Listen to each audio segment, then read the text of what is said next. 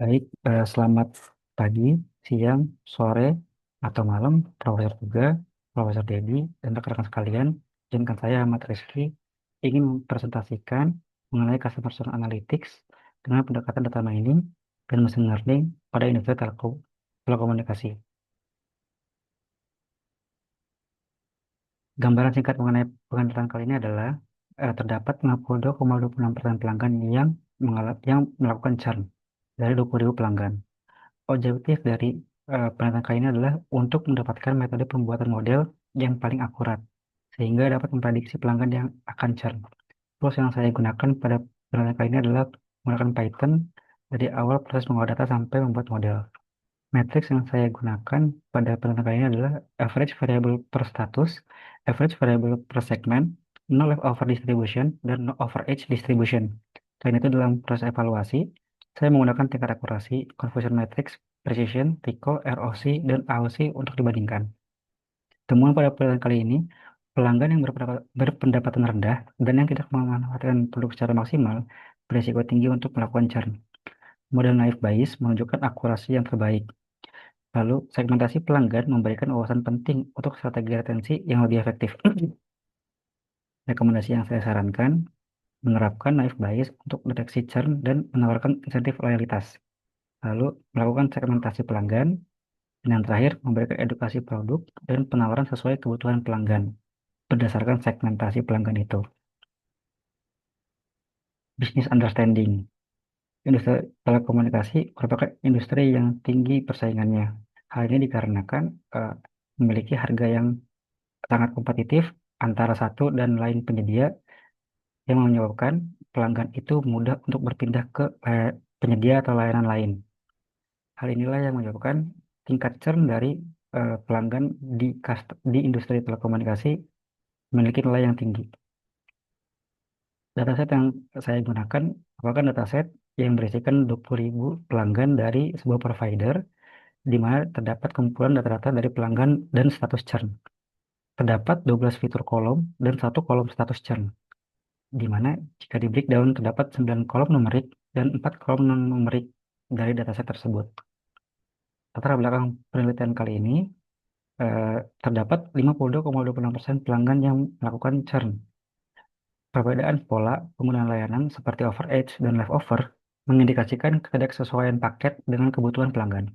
Oleh karenanya, analisis churn berbasis segmentasi pelanggan dilakukan untuk mengidentifikasi kelompok pelanggan berisiko tinggi dan merumuskan strategi retensi yang lebih efektif. Pada penelitian kali ini, saya menggunakan framework CRISP-DM, di mana business understanding dan data understanding sebelumnya sudah saya bahas, dan berikutnya data preparation, modeling, evaluasi, dan yang terakhir rekomendasi. Metodologi yang saya gunakan, yang pertama menggunakan dataset pelanggan dari perusahaan provider. Lalu, tools yang saya gunakan itu Python dari awal mengolah data sampai pembuatan model. Teknik yang saya gunakan itu feature importance untuk menilai fitur mana yang paling penting dan berhubungan terhadap target variabel. Lalu menerapkan teknik seperti Power Transformer untuk mengatasi data skew, mengidentifikasi segmen pelanggan berdasarkan pola perilaku dan resiko churn. Berikutnya, untuk modeling, berbagai teknik permodelan yang digunakan dan dibandingkan, antara lain decision tree, logistic regression, dan naive Bayes. Pada penelitian kali ini, saya melakukan beberapa data cleaning. Yang pertama, data typo, lalu data type, memastikan tipenya sudah sesuai. Yang berikutnya, data duplicate, memastikan apakah ada duplikasi dan tidak ditemukan duplikasi pada dataset ini. Yang berikutnya, missing value, dan tidak ditemukan missing value. Yang berikutnya, split data, saya membagi dataset menjadi numerik dan numerik untuk mempermudah proses analisis. Berikutnya, data manipulasi, itu saya menambahkan kolom user ID berdasarkan urutan dataset agar terdapat kolom yang unik. Dan yang terakhir itu, saya menghapus irrelevant kolom. Jika dilihat dari average variable per status, itu rata-rata eh, pelanggan yang churn itu memiliki income, overcharge, dan sisa kuota pemakaian yang lebih tinggi dibandingkan dengan pelanggan yang not churn. Lalu, jika kita lihat dari fitur house dan profitability, rata-rata itu pelanggan not churn itu memiliki nilai yang lebih tinggi dibandingkan dengan yang churn. Jika Lalu kita melihat distribusi dari data itu sendiri. Dari kelima fitur, eh, hampir semuanya itu memiliki distribusi skew dan hanya eh, profitability yang memiliki distribusi normal. Jadi sebaiknya menggunakan power transformer untuk dalam proses scaling. Berikutnya distribusi dari no leftover atau sisa pemakaian kuota. Dilihat dari grup report satisfaction, eh, grup very unsatisfied itu memiliki porsi yang sangat besar sebesar 40%, eh, tidak ada sisa pemakaian kuota. Sedangkan jika dibagi menurut grup change plan, grup considering itu memiliki porsi yang paling besar sebesar 39,2%. Lalu kita melihat juga dari distribusi no overage atau tidak ada biaya overcharge. Dalam grup reporter satisfaction, grup very unsatisfied itu memiliki porsi paling besar sebesar 39,9%. Dan jika dilihat dari grup change plan, considering mencatatkan kembali nilai terbesar sebesar 39,7%. Selanjutnya, dari dataset yang ada, kami melakukan customer segmentation dengan menggunakan dengan melihat elbow method. Dari sini kita bisa melihat bahwa segmentasi akan dibagi menjadi 7 kelas. Lalu dari 7 segmen tersebut, kami mendapatkan berdasarkan masing-masing kriteria itu pelanggan hemat, pelanggan aktif, pelanggan stabil, pelanggan prioritas, pelanggan potensial, pelanggan loyal, dan terakhir pelanggan yang pasif. Setelah kita melakukan 7 segmen yang tadi, saya melakukan analisa kembali average variable per segmen. Jika dilihat dari rata-rata income, overage, dan leftover, tidak ada perbedaan yang signifikan antara masing-masing segmen pelanggan. Namun jika dilihat dari fitur house dan profitability, kita bisa melihat ada 3 segmen yang memiliki nilai lebih tinggi secara signifikan dibanding segmen lain, yaitu pelanggan aktif, pelanggan prioritas, dan pelanggan loyal. Berikutnya, saya melakukan learning curve dan mendapatkan hasil jika model naive Bayes itu memiliki nilai rata-rata akurasi yang paling tinggi. Hal ini menandakan bahwa model ini jarang mengalami overfit pada subset kecil.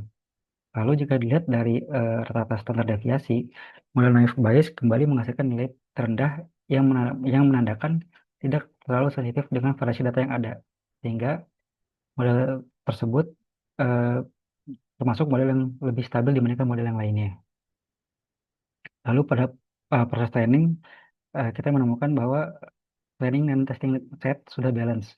Hal ini dibuktikan dengan eh, jumlah dari target variabel sudah melebihi dari 30%. Lalu kita melakukan fitur importance dan mendapatkan bahwa 5 fitur yang paling penting dan paling berhubungan dengan target variabel adalah income, overage, leftover, house, dan profitability. Lalu kami melakukan conversion matrix dan mendapatkan bahwa hasilnya tidak terlalu jauh antar model. Setelah kita melakukan evaluasi nilai, kami mendapatkan bahwa naive Bayes ini menghasilkan nilai tertinggi, di mana memiliki nilai akurasi tertinggi sebesar 0,63, lalu Evans score juga yang tertinggi, lalu presisi 0,64, recall recall untuk nurture 0,57, ini yang terendah, dan recall untuk cancer 0,7. Namun hal ini karena kita memprediksi churn itu resikonya tinggi, maka kita menggunakan yang churn 0,7. Lalu yang AOC ini juga menunjukkan nilai yang tertinggi. Lalu kita melihat dari erosi curve-nya dan Gini score. Gini score yang kami dapatkan itu turun jauh jika dibandingkan dengan nilai AOC yang mengindikasikan bahwa model sudah baik di threshold tertentu. Namun kemampuan ranking masih kurang. Lalu kita breakdown kembali ke thresholdnya. Kita mendapatkan bahwa threshold terbaik itu jatuh di 0,37 dengan F1 score 0,71. Rekomendasi yang bisa saya berikan adalah Naif Bias merupakan model utama early warning churn karena unggul dalam menangkap pelanggan yang berisiko tinggi churn dengan toleransi terhadap false positif. Lalu yang kedua, menjadikan logistik regression sebagai model alternatif. Yang ketiga, kualitas data dan seleksi variabel lebih penting daripada jumlah data. Terdapat 5 variabel utama yang paling berpengaruh terhadap target variabel, yaitu income, overage, leftover, house, dan profitability. Lalu yang keempat, segmentasi pelanggan dibentuk berdasarkan 5 variabel utama untuk mendukung strategi retensi yang lebih terarah. Yang kelima, strategi retensi pelanggan pasif difokuskan pada edukasi produk, bundling produk, dan program onboarding. Dan yang terakhir, pelanggan dengan overcharge rendah atau nol perlu perhatian khusus karena didominasi oleh pelanggan yang sedang mempertimbangkan atau aktif mencari alternatif layanan. Lalu saya juga memberikan rekomendasi per segmen pelanggan. Yang pertama, untuk pelanggan hemat, perusahaan disarankan untuk menawarkan paket hemat dengan harga yang kompetitif, serta memberikan notifikasi penggunaan secara berkala agar pelanggan dapat mengontrol pemakaian mereka. Lalu, untuk pelanggan aktif, perusahaan perlu menawarkan paket dengan kuota yang lebih besar atau paket unlimited yang disesuaikan dengan pola penggunaan pelanggan. Untuk pelanggan stabil, strategi yang disarankan adalah mempertahankan pelanggan melalui program loyalitas seperti pemberian poin, diskon berkala, atau penawaran add-on ringan. Untuk pelanggan prioritas, perusahaan disarankan untuk memberikan perlakuan khusus berupa layanan prioritas, paket yang dapat dikustomisasi sesuai kebutuhan pelanggan, serta dukungan pelanggan yang lebih cepat dan personal. Untuk pelanggan potensial, perusahaan perlu memberikan rekomendasi paket yang lebih sesuai dengan pola pemakaian pelanggan, termasuk opsi downgrade paket. Untuk pelanggan loyal, perusahaan disarankan untuk mempertahankan loyalitas pelanggan melalui program penghargaan eksklusif, seperti reward khusus, bonus ulang tahun, atau program referral. Dan yang terakhir, untuk pelanggan pasif, perusahaan dapat menerapkan strategi win-back atau mendapatkan kembali dengan biaya yang rendah, seperti penawaran paket ultra basic atau promo terbatas. Kesimpulan dari penelitian kali ini adalah dengan memanfaatkan wawasan basis data, data perilaku pelanggan dan analisis churn, penyedia komunikasi, telekomunikasi dapat mengambil pendekatan proaktif untuk dapat mempertahankan pelanggan yang beresiko. Kombinasi teknik permodalan yang dipilih dengan baik dan rekomendasi strategis diharapkan dapat secara signifikan membantu mengurangi tingkat churn dari level yang mengkhawatirkan sebesar 52,26% dengan lebih memahami dan menangani perhatian berbagai segmen pelanggan. Perusahaan dapat membina loyalitas, meningkatkan kepuasan pelanggan, dan meningkatkan kinerja bisnis secara keseluruhan. Terima kasih.